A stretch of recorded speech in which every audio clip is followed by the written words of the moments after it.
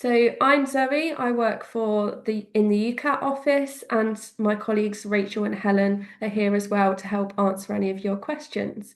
And as well as people from the UCAT team, we've also got a student or graduate here with us today. Ashwin, do you want to introduce yourself? Hi everyone, my name's Ashwin and I've recently just finished my medical degree at Imperial College in London. So it wasn't too long ago now when I was in your position preparing for my UCAT. So hopefully today's webinar will be able to give you lots of nice tips and tricks and help you plan your preparation and set you up on the road to doing really well. Amazing, and it's so great to have a someone here who's gone through the UCAT and can give that kind of first-hand advice. So in today's session, we'll be um, going through registration and booking, planning your preparation, some more detailed advice on how to approach the different subtests, what to expect on test day, and how to use your results. So this session's aimed at those of you who already have that kind of general understanding of what the test is, and you're already planning to sit the test in 2026. So it's all about preparing you for sitting the test this summer. So your first step, if you haven't done so already, is to complete registration for the test. So this means that you need to go onto our website, create a UCAT account. So that's just filling out all your personal details and registering to sit the 2026 UCAT. So that's different to booking your test. That's just telling us that you're intending to sit the test. If you're eligible, you need to apply for a bursary and access arrangements as part of your registration process before you book. So do complete registration early if you haven't done so already, so you're ready to book when booking opens. So as I said, we've got a bursary scheme for eligible UK candidates. So if you are from a low income household in the UK, you may be eligible for a bursary which covers the full test fee. So you can essentially test for free. If you apply for this before booking your test, then this means that it's automatically applied at checkout, so you won't have to make a payment to book your test. However, if you do book your test and then pay and later realise you are actually eligible for the bursary, you can apply and then apply for a refund of your test fee. So do have a look on our website if you think you might be eligible and look at all the supporting evidence that's needed before applying through your UCAT account. We've also got access arrangements available for any candidates with special educational needs, disabilities, or long-term medical conditions. So if you receive accommodations such as extra time or rest breaks or other accommodations in school, college, university, or your place of work, you may be entitled to similar arrangements in the UCAT. So again, if you think you may be entitled to these, check out our website and check the supporting evidence requirements really, really carefully and ensure you upload the correct supporting evidence with your application through your UCAT account. It is really important to note that any accommodations need to be approved before booking your test. And the reason for this is because unfortunately we can't add on extra time, rest breaks, or any other accommodations to a standard test that's already been booked. So if you think you may be eligible, do get your applications in nice and early so that you can book the correct test version. So some booking advice for you. So booking opens next week. We're getting ready for it to open on the 23rd of June at 2 p.m. British time, British summer time. You need to complete all of those registration steps before you are able to book a test.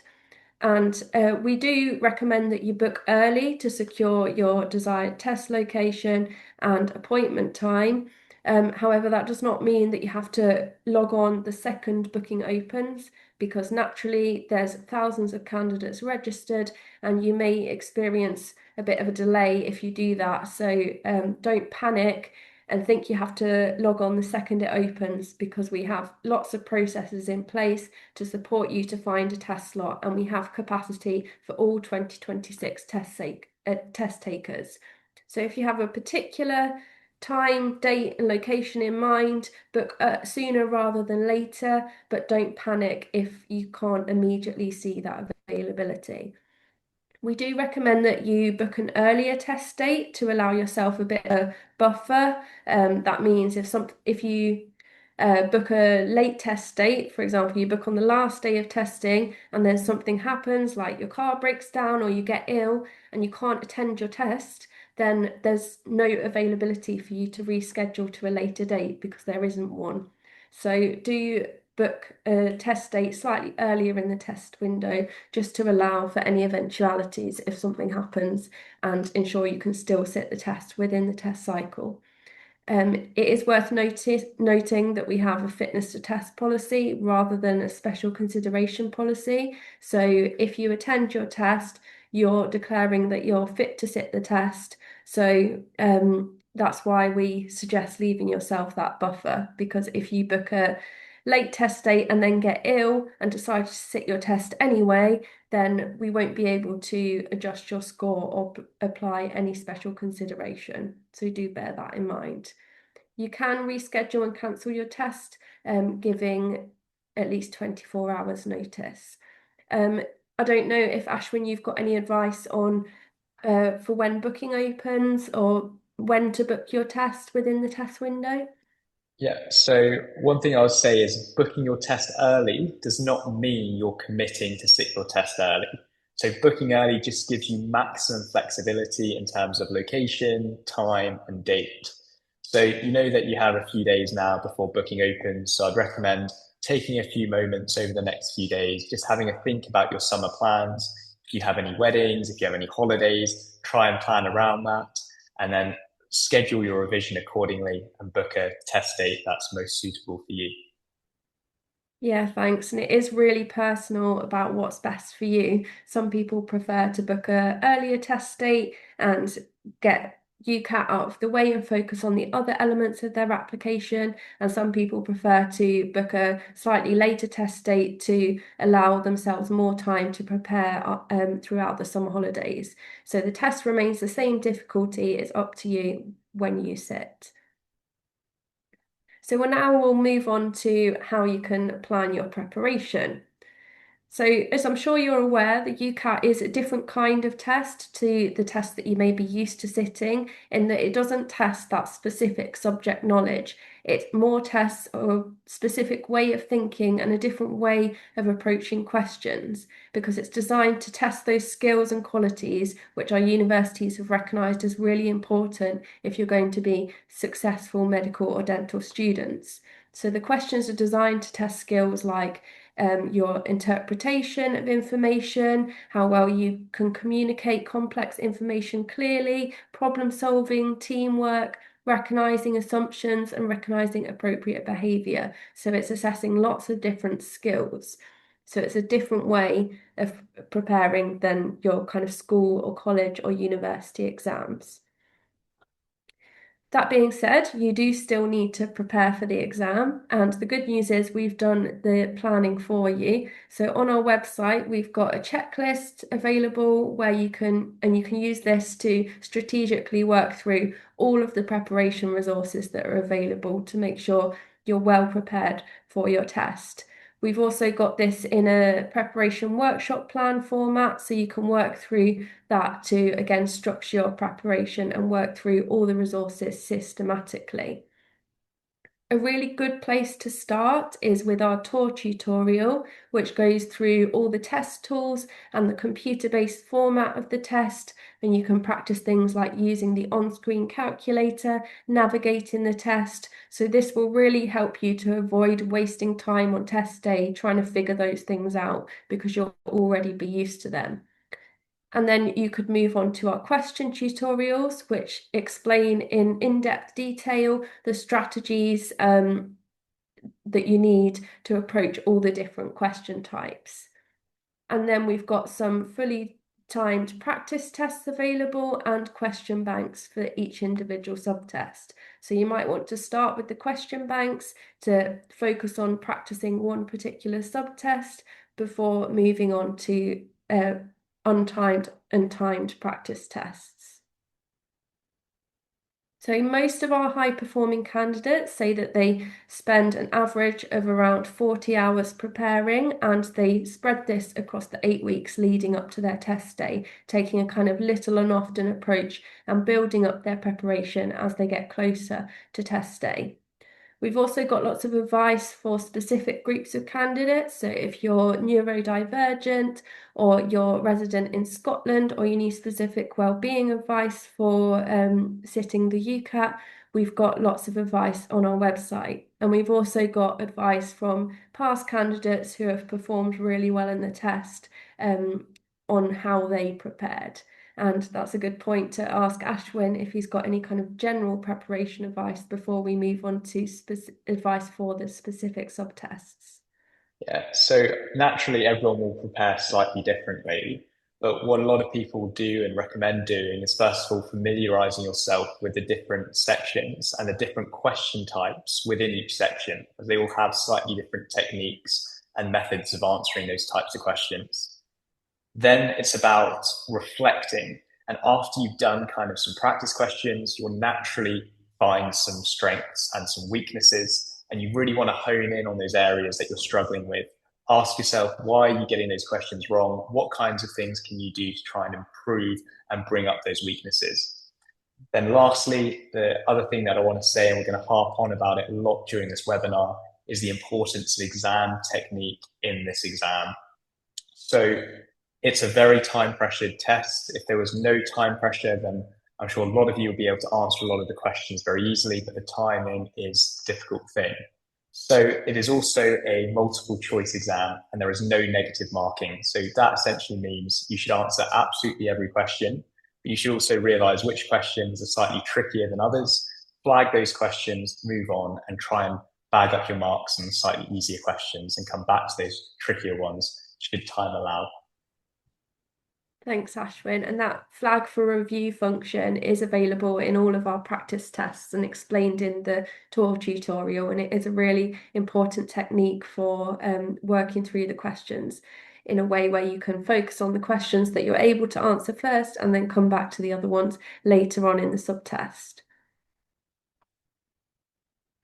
As well as practicing content, it's also really important that you prepare yourself for what's going to happen on test day and that you know what to expect when you get to the test centre, as knowing all this information may alleviate some of that anxiety you're feeling about sitting the test. So you do need to bring correct ID with you to the test centre, and our ID policy is clearly explained on our website and in your appointment confirmation email. So if you're like me and you often forget things, you might want to leave your ID out with your keys or your shoes so that you don't forget it. You're going to need to arrive 15 minutes early for your appointment to complete check-in. So that just means they'll check your ID against your name. You'll have to agree to the UCAT test rules, and you'll put all your personal belongings in a locker and they'll carry out a visual security check. So, and then you'll be shown to your workstation where you will actually sit the test. So prior to agreeing to the test rules, make sure that you check them out on our website and you understand what it means to declare yourself fit to test and what you need to do if any problems come up in your test, like a technical issue or you feel unwell during your test. You can practice the test tools, as I've mentioned, as part of your preparation. And another kind of tip to use is between each subtest, you get a intro screen of about 1.5 minutes, and that's a good opportunity, as well as reading the instructions for the next subtest, to kind of mentally reset before moving into the next section. So once you've gone through the question tutorials, you've familiarised yourself with the format of the test, you could start moving on to question banks. And these allow you to focus on a particular subtest, so you can really refine your practice. And all of our question banks have an explain answer feature in the top corner, which displays the rationale, and you can really understand the thinking behind the answer to the question, and you can start learning from any mistakes. Once you've practiced a few practice questions, you could move on to a timed practice test or an untimed version. and these are designed to replicate the live exam experience. We do recommend, if possible, practicing on a PC or laptop with a keyboard and mouse, just so you can replicate that experience that you're going to have at the test centre. If you're practicing on a mobile phone and then get to the test centre and you suddenly have a PC with keyboard and mouse, it's going to feel very different. And we don't want that to throw you off and mean that that's the reason why you don't perform at your best. It's also worth mentioning that you really do not need to spend any money on third-party resources or tuition in order to perform well in the UCAT. We have thousands of candidates every year who perform in the top percentiles using the official resources, and our official resources are written by the same people who write the live exam, and our intention is to help you perform as well as you can in the test. We have to remember that these third parties are commercial companies and their ultimate goal is to make money out of UCAT candidates. So for the most accurate resources, do head to our website. So now we'll move into, before we go on to the practice question, we'll give an overview of each subtest, and then we'll have a go at a practice question. So the first subtest you'll have in the UCAT is verbal reasoning, and this tests your ability to read and critically evaluate information that's presented in passages of text. So you'll have 11 passages of text, and each of those are associated with 4 questions. So you've got 44 questions in total. Speed reading is really important in this subtest. So you might want to practice reading news articles, pick out those keywords and facts really quickly, because that will help you in this subtest. Another thing that's really important in verbal reasoning is to put your prior knowledge and assumptions aside and focus on answering the questions purely on the information that's presented to you in the passage.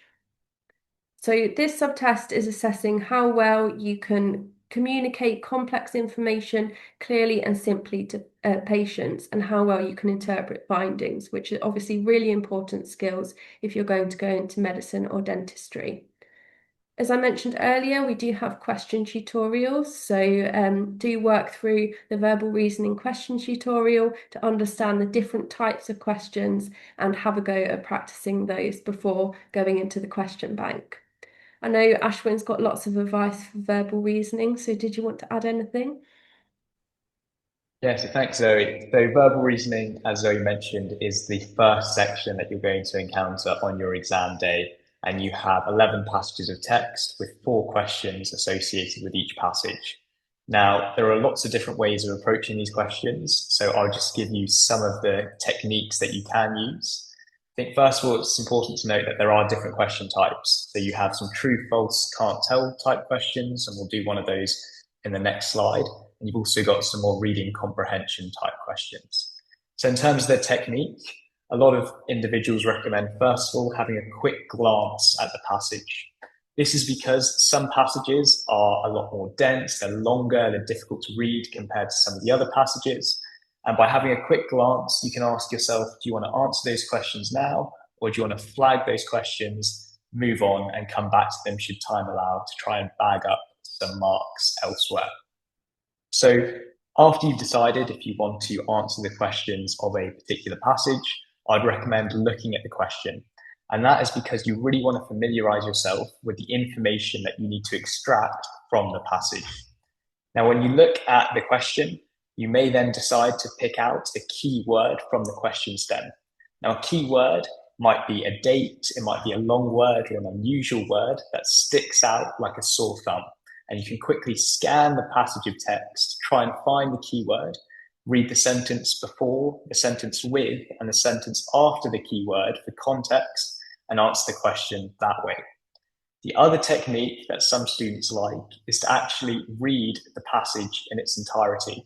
And there are lots of different techniques that you can do to speed up how quickly you're able to read and retain information.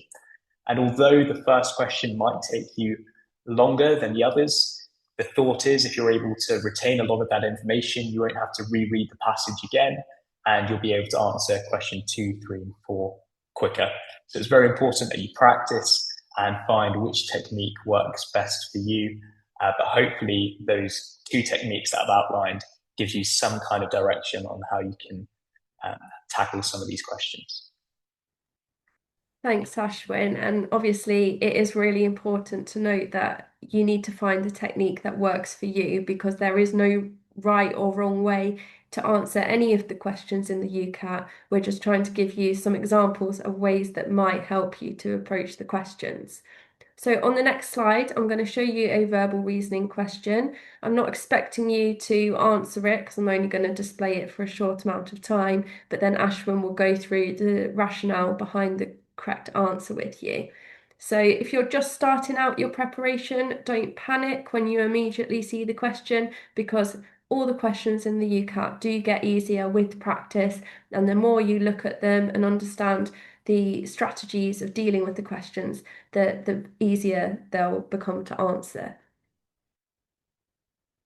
So as you can see, we've got the passage of text on the left and then your answer options on the right. And this question is a true, false, can't tell question.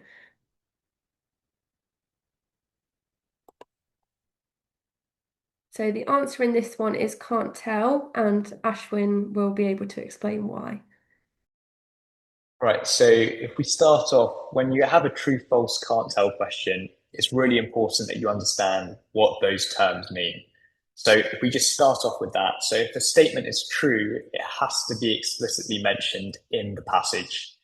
If something is false, it has to contradict what is stated in the passage, and can't tell is if the passage does not mention it or that there is no mention of it, essentially. And it's very important that in these questions, you do not use external knowledge. So you might be kind of an expert in the topic area, but if something is not mentioned in the passage of text, you cannot use external information. So now we've got those definitions aside. If we stick to this particular question, the passage of text is really about a traveling hospital used to deliver care to individuals in rural parts of the country.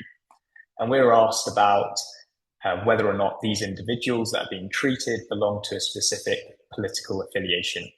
And you'll notice that if you read the text or if you look for a key word, in this case, we might use ruling party, you'll find that we have no information about the political affiliation of those individuals treated. And because of that, the answer is can't tell. Thanks. And again, all of these questions are available within our question tutorials. So if you want to come back to it at another time and have a go yourself, then you can do that on our website.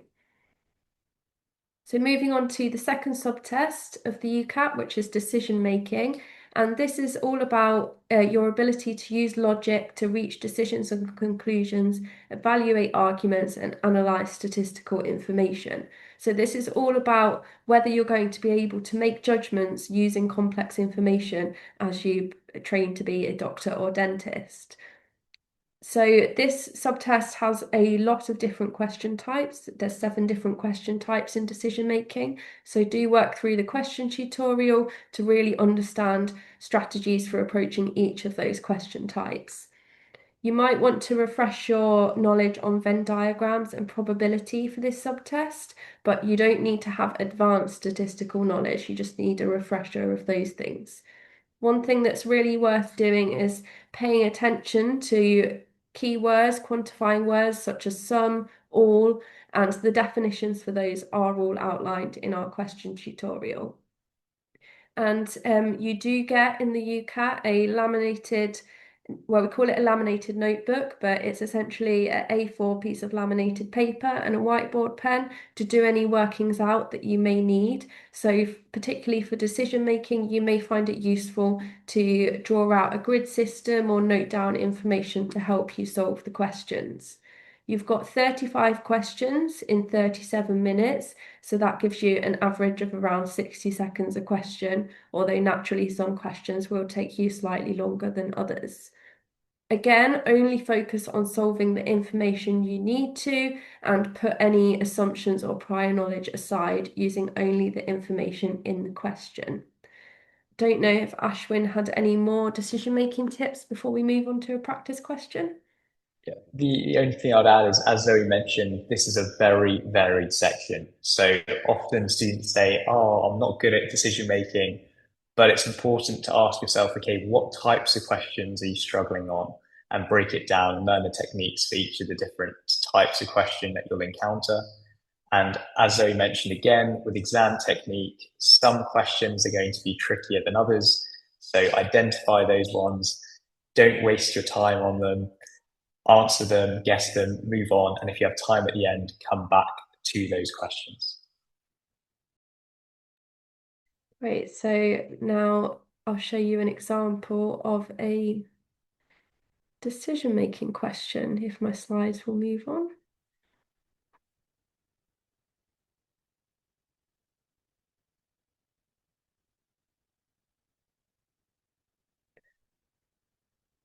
Oh, sorry about that. Okay, so here we've got an example of a decision-making question, and it is a strongest argument question. And you've already seen the answer, so I'll leave Ashwin to explain it. So in these types of questions, this is one of the 7 types of question type that you can get in decision making, and this is about the strongest argument. So we want to find an answer that is relevant, logical, and best supports the statement. So if we go through each of these, we start with option A. We've given really good numerical evidence and objective evidence that applies to the fact that drink companies should be banned from selling water bottles, a very strong argument. If we look at option B, we'll see that it says all plastic water bottles that are not recycled are incinerated, releasing harmful gases into the atmosphere. But it doesn't tell us how many plastic water bottles are not recycled, and is not as strong as answer option A. We go to C, which states no, if plastic water bottles were banned, people would drink less water, which would be a serious health risk. Now, this statement makes a huge assumption that individuals would not swap to a different water source. That's why that's a very weak argument. And then lastly, we've got no, bottled water is cleaner than tap water, which is particularly important for those in developing countries. But of course, our question is about plastic bottles specifically, not whether or not bottled water is cleaner than tap water. So hopefully you can agree that answer option A is the strongest argument for this particular question. Thank you. So then the next subtest is quantitative reasoning, and this is testing your ability to problem solve using numerical skills. And this is really important on a practical level because if you're becoming a doctor or a dentist, you're going to need to be able to make the correct drug calculations. You're going to need to be able to interpret data in graphs, charts, and tables. So in this subtest, the level of mathematical knowledge required is generally covered by compulsory schooling. It's more about whether you can solve those problems efficiently. So it is really important to practice the timings on this subtest because that's what makes this subtest challenging. You may want to refresh your mental arithmetic skills to kind of speed up your efficiency with your calculations. And for this subtest and in decision making as well, you do have an on-screen basic calculator available for you to use. And if you're not sure how this works, I would recommend practicing it. It's integrated into all of our practice materials, and you can go through the tour tutorial to practice using that functionality, because that's not something that you want to be wasting time learning how to do on test day. Again, only focus on solving the information you need to in each question. You'll be presented with lots of information, but some of the calculations only require you to look at certain numbers. And in our questions tutorial, it does go through the kind of areas of maths that it may be useful to brush up on. But as I said, it's more about solving problems efficiently rather than having advanced mathematical knowledge. So do not panic if you're not doing maths at A level or further maths. I don't know if Ashwin, you had any more tips for quantitative reasoning? So with quantitative reasoning, as Zoe mentioned, the maths isn't too complicated necessarily, but it's important to kind of brush up on things such as ratios, percentages, speed, distance, time equations, knowing the volumes of certain shapes. And the other really important thing that trips up a lot of candidates can be if you don't read the question carefully and you can get caught up in converting units. So make sure you're happy in converting between meters to centimeters, milliliters to liters, etc. And that's something to keep an eye on. And as Zoe mentioned, it is a digital calculator that you have on screen, which is very different to the ones that you'll be used to in your kind of GCSE and A level maths. So do bear that in mind and try and get equipped with it. Again, great advice. So I'm going to show you a practice question. Again, you'll have on average around 40 seconds per question in quantitative reasoning, but some will take you slightly longer than others. So don't panic if you're only just starting your practice and it seems like you're going to have to be very quick. So the answer for this one is A, and I'll leave Ashwin to explain why. So if we look at this question, just from the face of it, there's a lot of information and it can look quite overwhelming. But if we actually just look at the question, what are we asked to do? So it says in the year in which there was the least percentage increase in urban population from the previous year, what was the approximate percentage increase in rural population from the previous year? So the first thing you'd want to do is kind of have a look at the urban areas. And rather than calculating the percentage increase for each year, which would be incredibly time consuming, we can eyeball it. And we can see from year one to year two, we're essentially doubling. From year two to year three, again, we're doubling. And year three to year four, we can see a much smaller percentage increase. So we don't necessarily have to go on our calculator and calculate all of these. We can see which years we're interested in. So now that we know that year four has the smallest percentage increase, then we can calculate the percentage increase for the rural area. And the formula for percentage change is your final value minus your initial value over your initial value times 100. And once you do that, you'll notice that the answer is A. And in this case, because the answer options are relatively well spaced apart, you could answer this and save time through rounding and do some mental math as well, if you like. So that's the answer to this question, and hopefully it makes sense. Thanks, Ashwin. And again, that is a strategy that a lot of candidates use is where the answers like this are quite far apart. They kind of eliminate the obviously incorrect ones first and do a bit of an estimation so that they don't have to be doing a lot of calculations. And finally, the fourth subtest is the situational judgment test.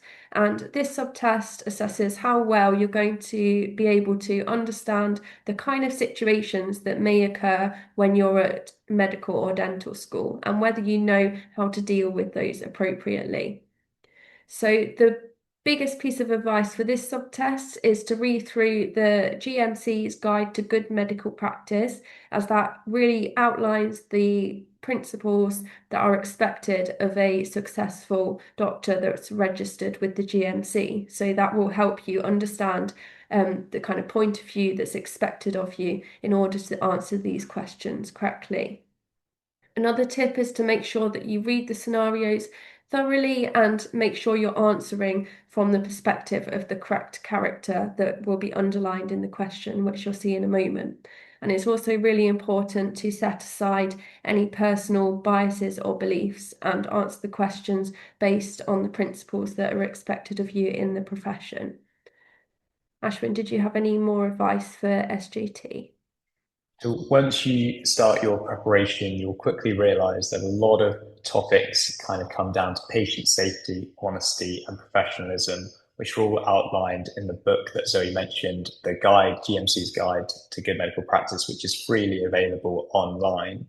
And this subtest is actually a really good preparation for other aspects of your admissions process as well later down the line, personal statements and interviews. So it's a great way to get comfortable with a lot of these scenarios as well. Great, so let's take a look at a practice question. So as you can see, you've got a scenario here on the left, and then you're asked to rate how important it is for Jules to take into account the following consideration. So you can see there that the character is underlined, so you need to make sure that you're answering the question from the perspective of the correct character. Ashwin, did you want to go through the answer to this one? So, a really important concept in medicine and dentistry is the idea of patient autonomy. Now, this essentially means respecting a patient's right to make their own decisions about their health and their lifestyle, just as the question states. So, everyone, whether or not you agree with the patient's wishes or not, in medicine dentistry, doctors or dentists cannot instruct patients to do things. We can guide them, we can give our opinion. However, it is up to the patient to make their own decision, and we should best support them to do that. So that's a really important concept around the pillar of autonomy, which I'm sure all of you will become very familiar with as you do your preparation for the exam. Great, thank you. So now we'll move on to talk a little bit about results before getting into some of your questions. So as Ashwin mentioned earlier, there is no negative marking in the test. So you're best to answer every question if you can, because you won't be penalised if you get it wrong. And it is multiple choice, so there's always a chance that you could get the correct answer. For verbal reasoning, decision making, and quantitative reasoning, you get a score from 300 to 900, which means that you'll get a total score of 900 to 2,700. And then for the SJT, you'll get a band 1, 2, 3, or 4, with band 1 being the highest. You get your result at the test centre, so you get a printout of your results, and you can also see your results in your UCAT account after you've tested. We publish preliminary mean results and final mean results after testing ends. So these are available on our website, and this allows you to see how well you've performed against other candidates in the same test cycle. It's really important that you use this and check how universities will use your result and apply strategically. So there's no single score that guarantees or disqualifies you from going to university. So our general advice would be to perform as well as you can, and then if you performed slightly lower than average, then focus on applying to universities that put less emphasis on UCAT. If you performed really well, then you can look at applying to universities that perhaps have a threshold score that you need to meet in order to apply. So, as I explained a little bit there, universities use the UCAT in loads of different ways. So, some universities don't have a minimum UCAT score, you just have a requirement to sit the test, and they take it into consideration kind of holistically alongside all of your other entry criteria, like your school exams, your interview, personal statement, that kind of thing. Other universities do have a threshold score. So if they say that you have to get a certain score in order to be considered and you do not meet that score, don't apply to that university because you'd be wasting one of your application choices.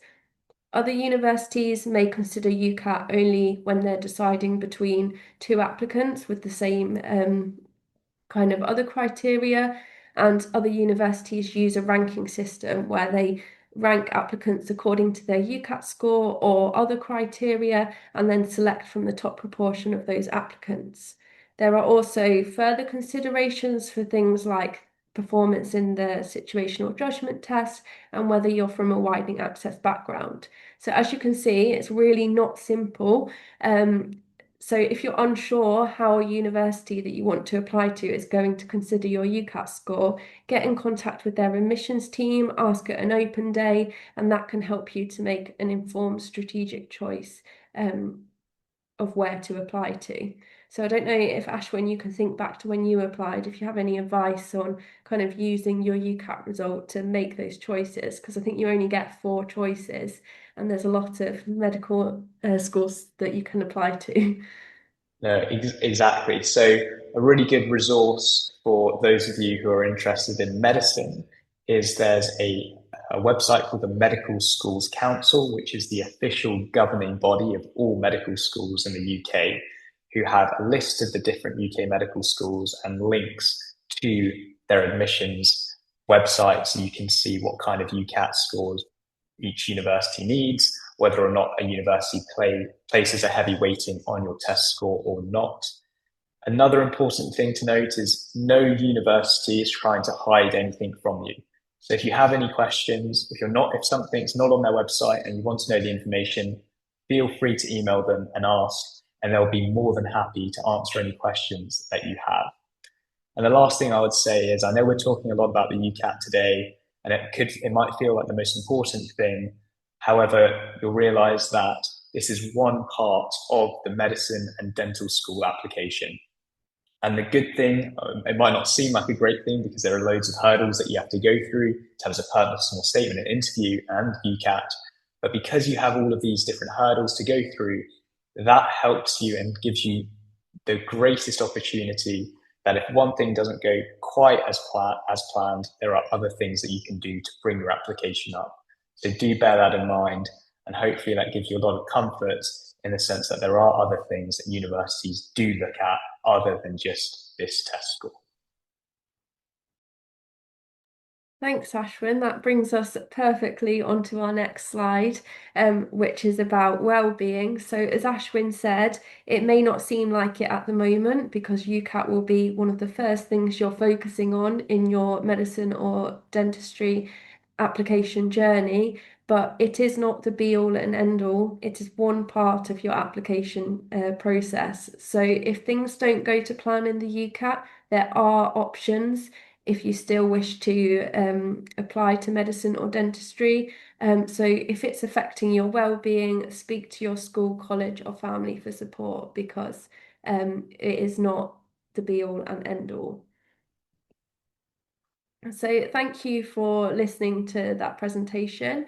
We've now got some time for questions, but just before we head into questions, I'll just say again that all the information is available on our website if you need a refresher of anything, and we'll publish the recording of this webinar on our website as well. Probably not by the end of the week, but we'll publish it as soon as possible. Do also check out our socials because we post more practice questions throughout the test cycle for you to have a go at and support your preparation.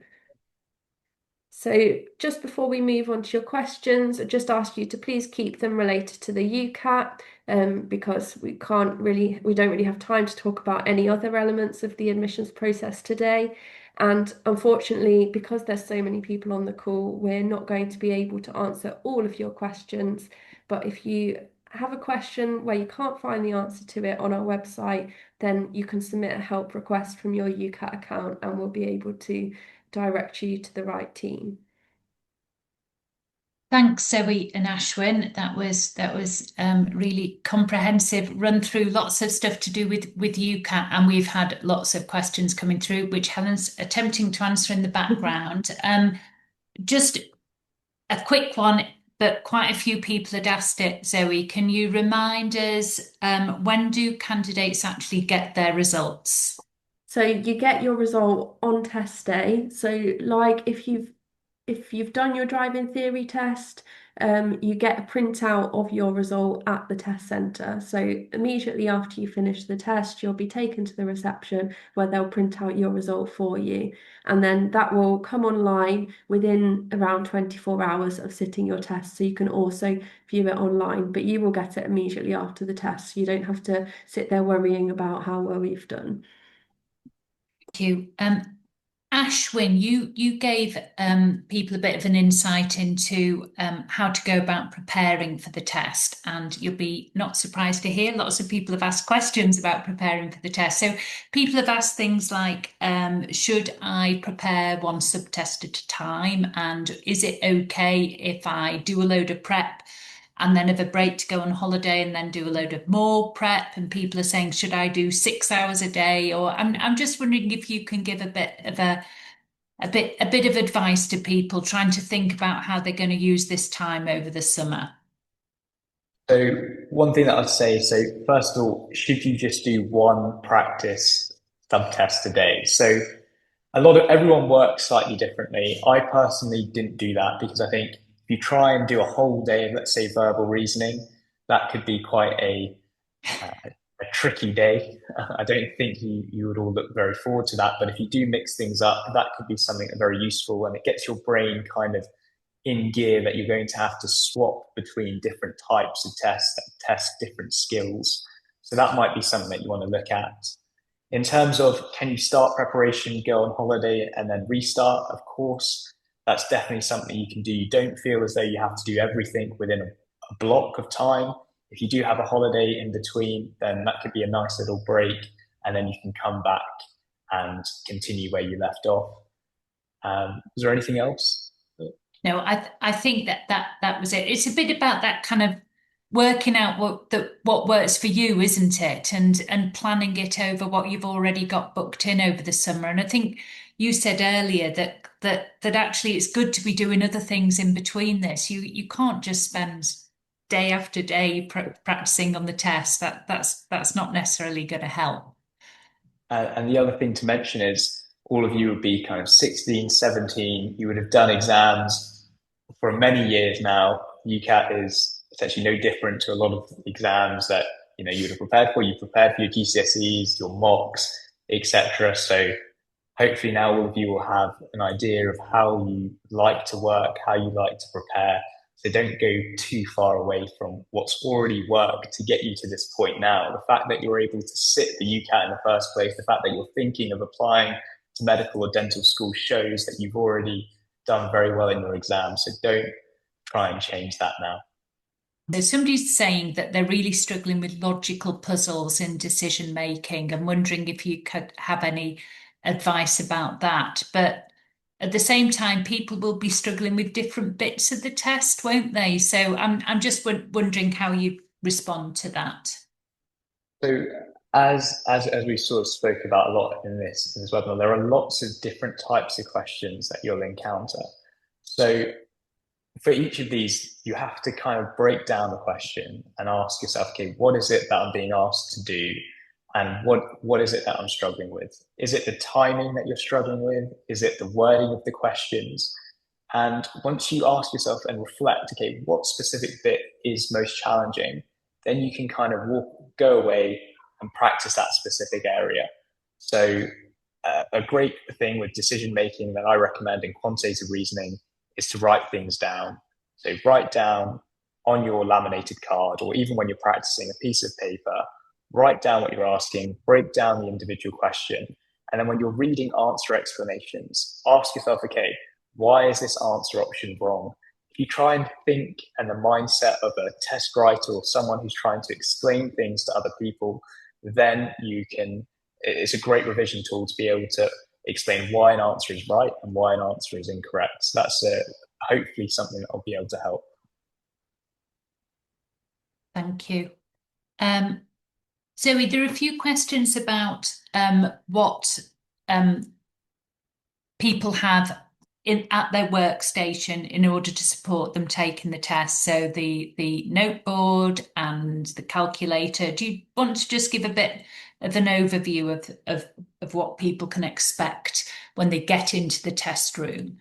Yeah, so the main thing to mention is that there is a video on the website on the test day page which shows you what a typical test centre looks like. So if you're the type of person that likes to see things in advance, then do watch that video because that will give you a bit of an idea of what to expect. So you essentially have a traditional PC keyboard, it's QWERTY keyboard and a normal mouse. And then you're also given a laminated sheet of paper and a whiteboard pen for any workings out. And that is everything that you have physically at your workstation. And then in terms of the tools that are integrated into the test, you've got lots of different things, like you've got a navigator feature, you've got your on-screen calculator, you've got the ability to zoom in and out. You've got lots of features. So do go through our tour tutorial, which explains all of those and give you the opportunity to practice them. Yeah, so that's kind of what you can expect. And yeah, do have a look at that video. Thank you. Specific question, but I think it would be good for people to know the answer to this. So somebody's asked about taking loop earplugs in to the test centre to block out external noise. Are they able to do that? Yes, so we recognise that test centres, although they're quiet, other people are taking tests, so they may be typing noises or other noises that could be distracting. So UCAT candidates are allowed to take non-electronic ear defenders or earplugs, for example, loop earplugs, to block out noise. They mustn't have any Bluetooth capability or be electronic, but loop earplugs are an example of something that is permitted. So you can bring them to the test centre. You don't need prior approval for them. They'll just kind of give them a visual inspection before taking them into the test room. Thank you. Ashwin, just wondering if you've got, Zoe touched on that kind of well-being piece earlier in the presentation, whether you've got any tips around avoiding burnout over the summer. So I know that revising for this test can be tricky, especially when the weather's nice and your friends doing other courses might not necessarily be having to revise for an exam. But the important thing is, I know it's easier said than done, but do take breaks. And you'll realize that when you do go outside, you do exercise, you do take breaks, your efficiency will go up. If you're constantly looking at a screen the whole day, looking at the same question over and over again, then it can become quite a tricky process. But if you take breaks, you refresh yourself, the Football World Cup's on at the moment, so watch that if you're interested in it, take your mind off of it, and that, I promise you, will make your performance better. And even when you do your exams later on, your A levels, whatever it may be, when you go into medical and dental school, eventually, the best bit of advice that we all get told is do take breaks, do exercise, do look after yourself, because that is way more important than any test you'll ever do. Thanks, Ashwin. I think looking at the time, I've maybe got one more question for both of you, if that's okay. So, Zoe, there's a few people just asked about how they know where test centres are. Some of these are people asking who live internationally and are wondering, is there a test centre in my country and also in the UK? How can people find that out? Yeah, so on our booking page under test centre locations, there's a test centre locator, or I'm sure if you Google test centre locator UCAT, you'll be able to find it. And you can look up where your nearest test centre is. They are located throughout the UK and internationally. If you're struggling to find a test centre, get in contact with customer services and they'll be able to tell you where the nearest one is. Thank you. And Ashwin, I'm just wondering finally whether, thinking back to when you did the test, whether there were any particular things you did the night before and in the morning of the test day that just meant that you felt a bit more prepared and ready to go when you got into the test room. Yeah, so one thing I say is to all candidates who are sitting the UCAT is maybe a week before, try and emulate the exam environment. So wake up the same time you're going to wake up on test day, eat the same things that you're going to eat, the same breakfast, your same coffee, the same tea, whatever it might be, do a practice test and really get in the flow and try and emulate what it is that you're going to have to do for your test day. You don't want to do anything unusual, anything different, and that will put you at a range of massive ease and hopefully put your reassurance. But everyone, do your absolute best. That's all you can ever do with any test. That's all you can ever do in life is control the things that you are in control of and then leave everything else that you can't control. Don't worry about it. A few questions about booking your test. So I think people are a bit concerned about what's going to happen on the day when booking opens, which we're expecting to be very busy. and may be concerned about then not finding a local test centre or a test slot that they want, and also about how later on whether they can move their test slot. Do you want to just give a bit of background to that, Zoe? Yeah, so obviously with booking for anything, it's going to be busy the moment booking opens. However, we are not going to completely sell out of test slots, as it were. We have processes in place to help you find a slot. So if you can't find one when you first go on, do keep checking your account, because as candidates reschedule or cancel, then test slots become available. And we also have a capacity team at Pearson who run our test centre network, and their job is to make sure there is capacity for you to test. So don't panic if you can't find something at 2 p.m. on the day booking opens, because you will be able to test. Um, we encourage early booking, but that doesn't mean you have to panic if you can't find something at that moment. If you've tried checking your account and you're still not finding something after a couple of weeks or so, then you can get in touch with us or get in touch with customer services, and they will be able to support you. That being said, the booking system that they can see is the same one that's on your account. So try looking at perhaps alternative test centres, alternative dates, and alternative times. But do not panic that you won't be able to test, because there will be a test slot available for you. Yeah, if you have a very specific test centre time and date that you want to take the test, then we do advise booking sooner rather than later, because it is kind of a first come, first served thing.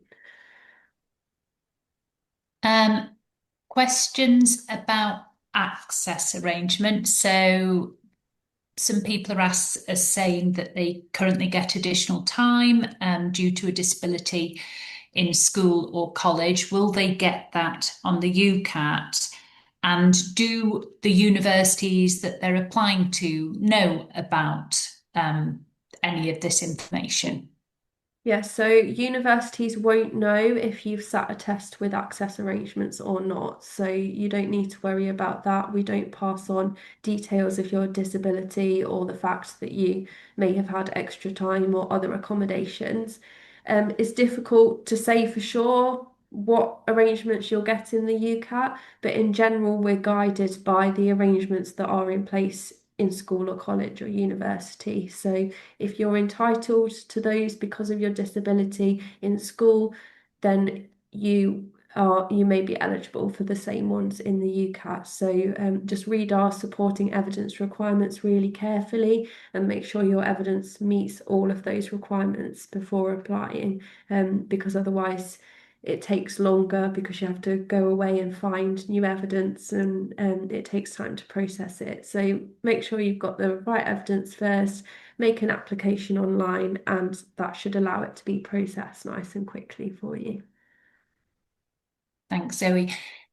Ashwin, there are a few questions very specifically about how you prepared for the test and how well you did. Now, I don't think anyone is expecting you to tell us your score, but I wonder if you wanted to give a bit of a kind of a few minutes about how you personally went about this. And I suppose, there's a bit at the beginning, isn't there, where you know very little about the test, and I can imagine that is quite overwhelming.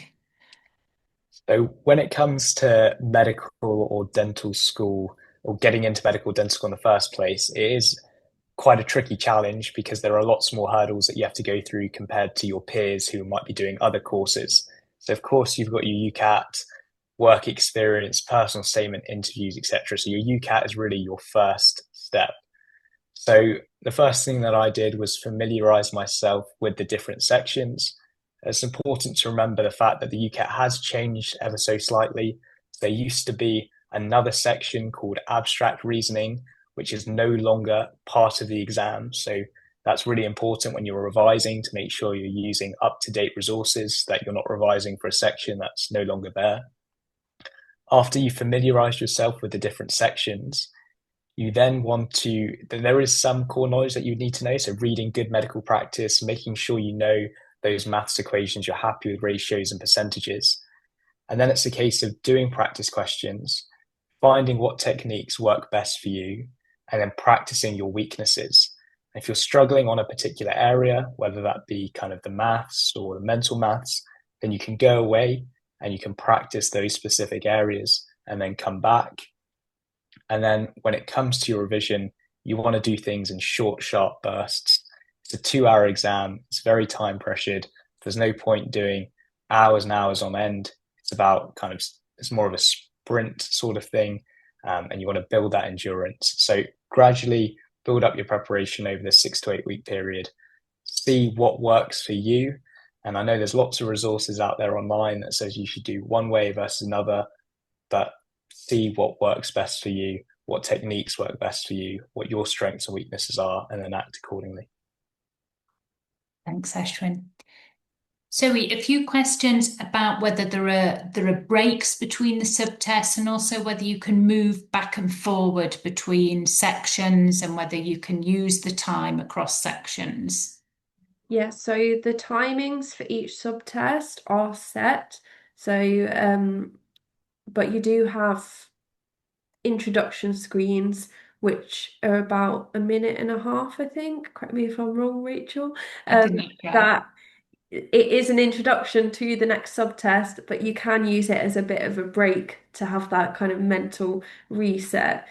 You can navigate between questions in the same subtest. So, for example, in verbal reasoning, you can navigate between questions.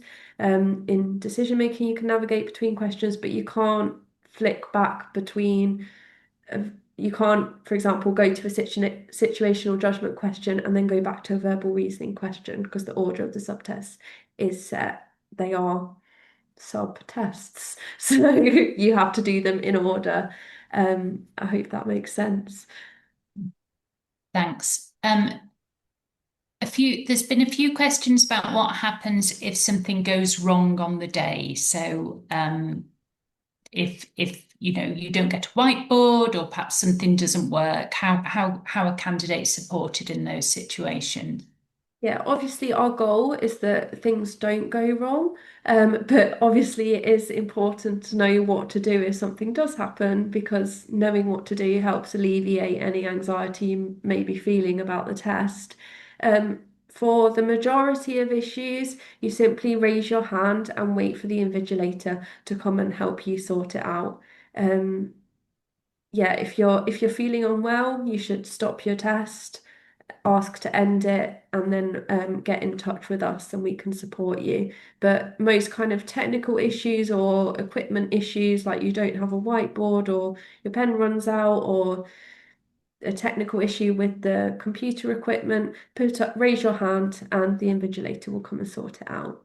If they don't sort it out in a satisfactory way, make sure you get a case incident number from the test centre and then get in touch with us directly after your test and we can help take action. But if you don't report it, we can't do anything about it. So it's very important that if you want something to be done about it, that you get that case incident number and report it to us.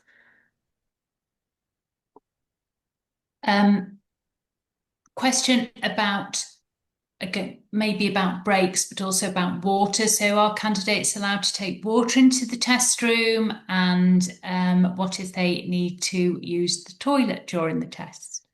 So unfortunately, water is not permitted in the main testing room. If you require water for a medical reason, you need to apply for that as an access arrangement in order for that to be facilitated. You can keep water in your locker, but you would have to request a break to go and get it, which may impact on your test time.